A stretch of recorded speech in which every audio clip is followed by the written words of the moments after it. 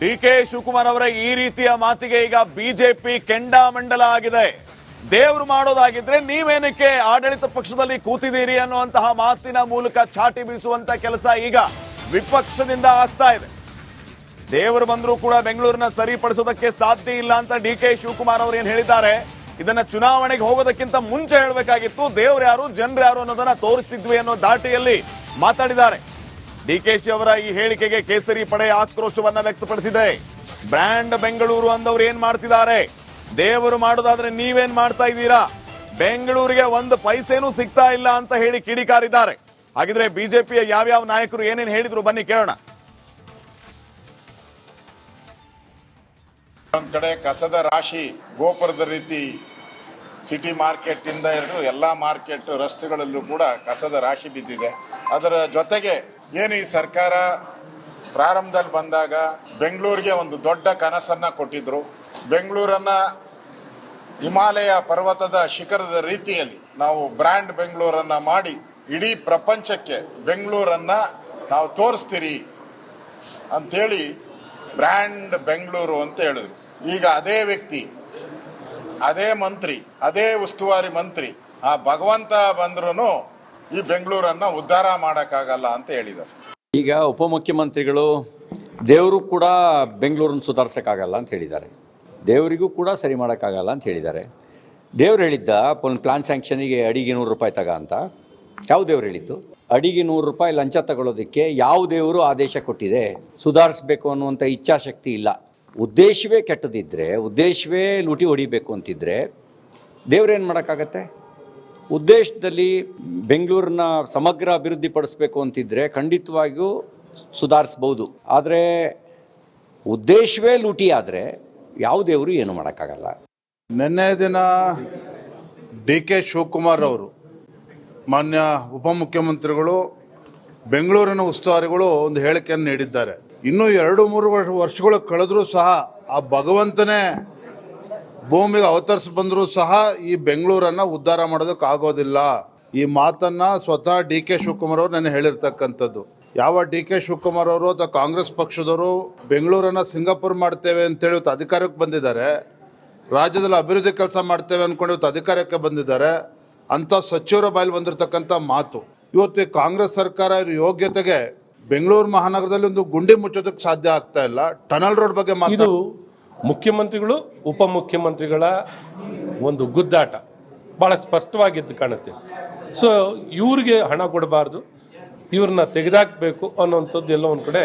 ಎಲ್ಲಿವರೆಗೂ ಇವರು ಬೆಂಗಳೂರು ಅಭಿವೃದ್ಧಿ ಸಚಿವರು ಇರ್ತಾರೋ ಅಲ್ಲಿವರೆಗೂ ಬೆಂಗಳೂರಿಗೆ ₹1 ಹಣ ಸಿಗಲ್ಲ ಅನ್ನೋಂಥದ್ದು ಭಾಳ ಸ್ಪಷ್ಟವಾಗಿ ವ್ಯಕ್ತವಾಗ್ತಿದೆ.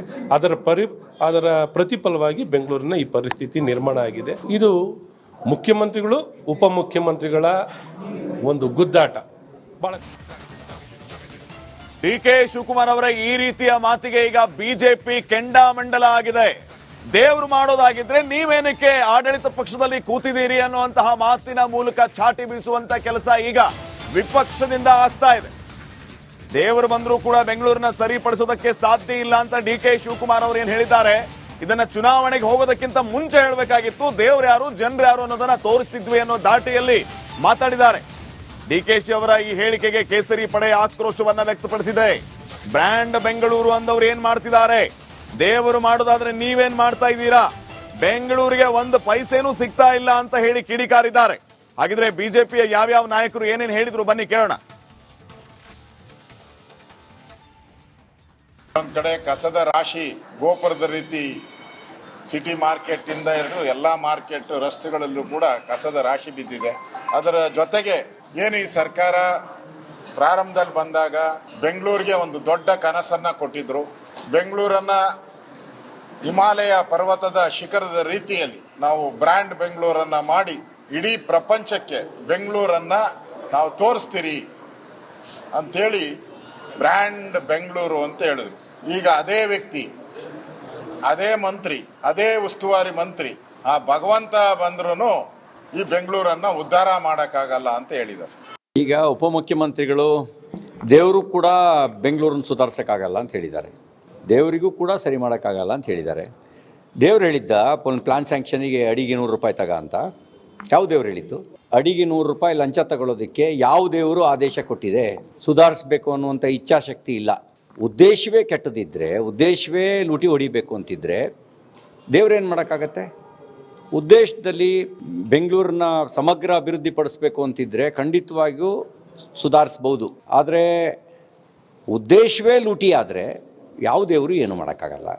ನಿನ್ನೆ ದಿನ ಡಿ.ಕೆ. ಶಿವಕುಮಾರ್ ಅವರು, ಮಾನ್ಯ ಉಪಮುಖ್ಯಮಂತ್ರಿಗಳು, ಬೆಂಗಳೂರಿನ ಉಸ್ತುವಾರಿಗಳು ಒಂದು ಹೇಳಿಕೆಯನ್ನು ನೀಡಿದ್ದಾರೆ. ಇನ್ನೂ 2-3 ವರ್ಷಗಳು ಕಳೆದರೂ ಸಹ ಆ ಭಗವಂತನೇ ಭೂಮಿಗೆ ಅವತರಿಸಿ ಬಂದರೂ ಸಹ ಈ ಬೆಂಗಳೂರನ್ನು ಉದ್ಧಾರ ಮಾಡೋದಕ್ಕಾಗೋದಿಲ್ಲ. ಈ ಮಾತನ್ನ ಸ್ವತಃ ಡಿ.ಕೆ. ಶಿವಕುಮಾರ್ ಅವರು ನೆನ್ನೆ ಹೇಳಿರ್ತಕ್ಕಂಥದ್ದು. ಯಾವ ಡಿ.ಕೆ. ಶಿವಕುಮಾರ್ ಅವರು ಅಥವಾ ಕಾಂಗ್ರೆಸ್ ಪಕ್ಷದವರು ಬೆಂಗಳೂರನ್ನು ಸಿಂಗಾಪುರ್ ಮಾಡ್ತೇವೆ ಅಂತೇಳಿ ಇವತ್ತು ಅಧಿಕಾರಕ್ಕೆ ಬಂದಿದ್ದಾರೆ, ರಾಜ್ಯದಲ್ಲಿ ಅಭಿವೃದ್ಧಿ ಕೆಲಸ ಮಾಡ್ತೇವೆ ಅಂದ್ಕೊಂಡು ಇವತ್ತು ಅಧಿಕಾರಕ್ಕೆ ಬಂದಿದ್ದಾರೆ. ಅಂಥ ಸಚಿವರ ಬಾಯಲ್ಲಿ ಬಂದಿರತಕ್ಕಂಥ ಮಾತು ಇವತ್ತು ಈ ಕಾಂಗ್ರೆಸ್ ಸರ್ಕಾರ ಯೋಗ್ಯತೆಗೆ ಬೆಂಗಳೂರು ಮಹಾನಗರದಲ್ಲಿ ಒಂದು ಗುಂಡಿ ಮುಚ್ಚೋದಕ್ಕೆ ಸಾಧ್ಯ ಆಗ್ತಾ ಇಲ್ಲ. ಟನಲ್ ರೋಡ್ ಬಗ್ಗೆ ಇದು ಮುಖ್ಯಮಂತ್ರಿಗಳು ಉಪಮುಖ್ಯಮಂತ್ರಿಗಳ ಒಂದು ಗುದ್ದಾಟ ಭಾಳ ಸ್ಪಷ್ಟವಾಗಿದ್ದು ಕಾಣುತ್ತೆ. ಸೊ ಇವ್ರಿಗೆ ಹಣ ಕೊಡಬಾರ್ದು, ಇವ್ರನ್ನ ತೆಗೆದಾಕಬೇಕು ಅನ್ನೋವಂಥದ್ದು ಎಲ್ಲ ಒಂದು ಕಡೆ. ಎಲ್ಲಿವರೆಗೂ ಇವರು ಬೆಂಗಳೂರು ಅಭಿವೃದ್ಧಿ ಸಚಿವರು ಇರ್ತಾರೋ ಅಲ್ಲಿವರೆಗೂ ಬೆಂಗಳೂರಿಗೆ ₹1 ಹಣ ಸಿಗಲ್ಲ ಅನ್ನೋಂಥದ್ದು ಭಾಳ ಸ್ಪಷ್ಟವಾಗಿ ವ್ಯಕ್ತವಾಗ್ತಿದೆ. ಅದರ ಪ್ರತಿಫಲವಾಗಿ ಬೆಂಗಳೂರಿನ ಈ ಪರಿಸ್ಥಿತಿ ನಿರ್ಮಾಣ ಆಗಿದೆ. ಇದು ಮುಖ್ಯಮಂತ್ರಿಗಳು ಉಪಮುಖ್ಯಮಂತ್ರಿಗಳ ಒಂದು ಗುದ್ದಾಟ. ಭಾಳ ಡಿ.ಕೆ. ಶಿವಕುಮಾರ್ ಅವರ ಈ ರೀತಿಯ ಮಾತಿಗೆ ಈಗ ಬಿಜೆಪಿ ಕೆಂಡಾಮಂಡಲ ಆಗಿದೆ. ದೇವರು ಮಾಡೋದಾಗಿದ್ರೆ ನೀವೇನಕ್ಕೆ ಆಡಳಿತ ಪಕ್ಷದಲ್ಲಿ ಕೂತಿದ್ದೀರಿ ಅನ್ನುವಂತಹ ಮಾತಿನ ಮೂಲಕ ಚಾಟಿ ಬೀಸುವಂತ ಕೆಲಸ ಈಗ ವಿಪಕ್ಷದಿಂದ ಆಗ್ತಾ ಇದೆ. ದೇವರು ಬಂದರೂ ಕೂಡ ಬೆಂಗಳೂರಿನ ಸರಿಪಡಿಸೋದಕ್ಕೆ ಸಾಧ್ಯ ಇಲ್ಲ ಅಂತ ಡಿ.ಕೆ. ಶಿವಕುಮಾರ್ ಅವರು ಏನ್ ಹೇಳಿದ್ದಾರೆ, ಇದನ್ನ ಚುನಾವಣೆಗೆ ಹೋಗೋದಕ್ಕಿಂತ ಮುಂಚೆ ಹೇಳಬೇಕಾಗಿತ್ತು. ದೇವ್ರು ಯಾರು, ಜನರು ಯಾರು ಅನ್ನೋದನ್ನ ತೋರಿಸ್ತಿದ್ವಿ ಅನ್ನೋ ದಾಟಿಯಲ್ಲಿ ಮಾತಾಡಿದ್ದಾರೆ. ಡಿ.ಕೆ.ಶಿ ಅವರ ಈ ಹೇಳಿಕೆಗೆ ಕೇಸರಿ ಪಡೆ ಆಕ್ರೋಶವನ್ನ ವ್ಯಕ್ತಪಡಿಸಿದೆ. ಬ್ರ್ಯಾಂಡ್ ಬೆಂಗಳೂರು ಅಂದವ್ರು ಏನ್ ಮಾಡ್ತಿದ್ದಾರೆ? ದೇವರು ಮಾಡೋದಾದ್ರೆ ನೀವೇನ್ ಮಾಡ್ತಾ ಇದ್ದೀರಾ? ಬೆಂಗಳೂರಿಗೆ 1 ಪೈಸೆನೂ ಸಿಗ್ತಾ ಇಲ್ಲ ಅಂತ ಹೇಳಿ ಕಿಡಿಕಾರಿದ್ದಾರೆ. ಹಾಗಿದ್ರೆ ಬಿಜೆಪಿಯ ಯಾವ್ಯಾವ ನಾಯಕರು ಏನೇನು ಹೇಳಿದ್ರು ಬನ್ನಿ ಕೇಳೋಣ.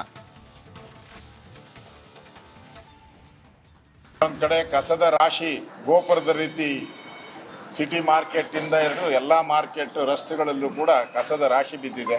ಅದರ ಜೊತೆಗೆ ಏನು ಈ ಸರ್ಕಾರ ಪ್ರಾರಂಭದಲ್ಲಿ ಬಂದಾಗ ಬೆಂಗಳೂರಿಗೆ ಒಂದು ದೊಡ್ಡ ಕನಸನ್ನ ಕೊಟ್ಟಿದ್ರು.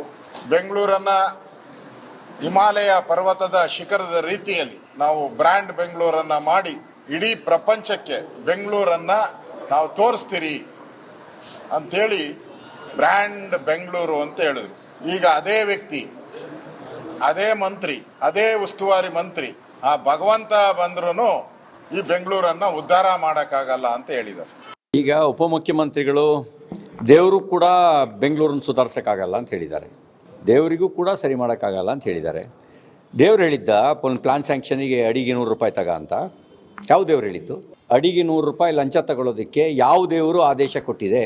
ಸುಧಾರಿಸಬೇಕು ಅನ್ನುವಂಥ ಇಚ್ಛಾಶಕ್ತಿ ಇಲ್ಲ. ಉದ್ದೇಶವೇ ಕೆಟ್ಟದಿದ್ದರೆ, ಉದ್ದೇಶವೇ ಲೂಟಿ ಹೊಡಿಬೇಕು ಅಂತಿದ್ರೆ ದೇವ್ರೇನು ಮಾಡೋಕ್ಕಾಗತ್ತೆ? ಉದ್ದೇಶದಲ್ಲಿ ಬೆಂಗಳೂರನ್ನ ಸಮಗ್ರ ಅಭಿವೃದ್ಧಿ ಪಡಿಸ್ಬೇಕು ಅಂತಿದ್ರೆ ಖಂಡಿತವಾಗಿಯೂ ಸುಧಾರಿಸ್ಬೋದು. ಆದರೆ ಉದ್ದೇಶವೇ ಲೂಟಿ ಆದರೆ ಯಾವ ದೇವರು ಏನು ಮಾಡೋಕ್ಕಾಗಲ್ಲ. ನಿನ್ನೆ ದಿನ ಡಿ.ಕೆ. ಶಿವಕುಮಾರ್ ಅವರು, ಮಾನ್ಯ ಉಪಮುಖ್ಯಮಂತ್ರಿಗಳು, ಬೆಂಗಳೂರಿನ ಉಸ್ತುವಾರಿಗಳು ಒಂದು ಹೇಳಿಕೆಯನ್ನು ನೀಡಿದ್ದಾರೆ. ಇನ್ನೂ 2-3 ವರ್ಷಗಳು ಕಳೆದರೂ ಸಹ ಆ ಭಗವಂತನೇ ಭೂಮಿಗೆ ಅವತರಿಸಿ ಬಂದರೂ ಸಹ ಈ ಬೆಂಗಳೂರನ್ನು ಉದ್ಧಾರ ಮಾಡೋದಕ್ಕಾಗೋದಿಲ್ಲ. ಈ ಮಾತನ್ನ ಸ್ವತಃ ಡಿ.ಕೆ. ಶಿವಕುಮಾರ್ ಅವರು ನೆನ್ನೆ ಹೇಳಿರ್ತಕ್ಕಂಥದ್ದು. ಯಾವ ಡಿ.ಕೆ. ಶಿವಕುಮಾರ್ ಅವರು ಅಥವಾ ಕಾಂಗ್ರೆಸ್ ಪಕ್ಷದವರು ಬೆಂಗಳೂರನ್ನು ಸಿಂಗಾಪುರ್ ಮಾಡ್ತೇವೆ ಅಂತೇಳಿ ಇವತ್ತು ಅಧಿಕಾರಕ್ಕೆ ಬಂದಿದ್ದಾರೆ, ರಾಜ್ಯದಲ್ಲಿ ಅಭಿವೃದ್ಧಿ ಕೆಲಸ ಮಾಡ್ತೇವೆ ಅಂದ್ಕೊಂಡು ಇವತ್ತು ಅಧಿಕಾರಕ್ಕೆ ಬಂದಿದ್ದಾರೆ. ಅಂಥ ಸಚಿವರ ಬಾಯಲ್ಲಿ ಬಂದಿರತಕ್ಕಂಥ ಮಾತು ಇವತ್ತು ಈ ಕಾಂಗ್ರೆಸ್ ಸರ್ಕಾರ ಯೋಗ್ಯತೆಗೆ ಬೆಂಗಳೂರು ಮಹಾನಗರದಲ್ಲಿ ಒಂದು ಗುಂಡಿ ಮುಚ್ಚೋದಕ್ಕೆ ಸಾಧ್ಯ ಆಗ್ತಾ ಇಲ್ಲ. ಟನಲ್ ರೋಡ್ ಬಗ್ಗೆ ಇದು ಮುಖ್ಯಮಂತ್ರಿಗಳು ಉಪಮುಖ್ಯಮಂತ್ರಿಗಳ ಒಂದು ಗುದ್ದಾಟ ಭಾಳ ಸ್ಪಷ್ಟವಾಗಿದ್ದು ಕಾಣುತ್ತೆ. ಸೊ ಇವ್ರಿಗೆ ಹಣ ಕೊಡಬಾರ್ದು, ಇವ್ರನ್ನ ತೆಗೆದಾಕಬೇಕು ಅನ್ನೋವಂಥದ್ದು ಎಲ್ಲ ಒಂದು ಕಡೆ. ಎಲ್ಲಿವರೆಗೂ ಇವರು ಬೆಂಗಳೂರು ಅಭಿವೃದ್ಧಿ ಸಚಿವರು ಇರ್ತಾರೋ ಅಲ್ಲಿವರೆಗೂ ಬೆಂಗಳೂರಿಗೆ ₹1 ಹಣ ಸಿಗಲ್ಲ ಅನ್ನೋಂಥದ್ದು ಭಾಳ ಸ್ಪಷ್ಟವಾಗಿ ವ್ಯಕ್ತವಾಗ್ತಿದೆ. ಅದರ ಪ್ರತಿಫಲವಾಗಿ ಬೆಂಗಳೂರಿನ ಈ ಪರಿಸ್ಥಿತಿ ನಿರ್ಮಾಣ ಆಗಿದೆ. ಇದು ಮುಖ್ಯಮಂತ್ರಿಗಳು ಉಪಮುಖ್ಯಮಂತ್ರಿಗಳ ಒಂದು ಗುದ್ದಾಟ ಭಾಳ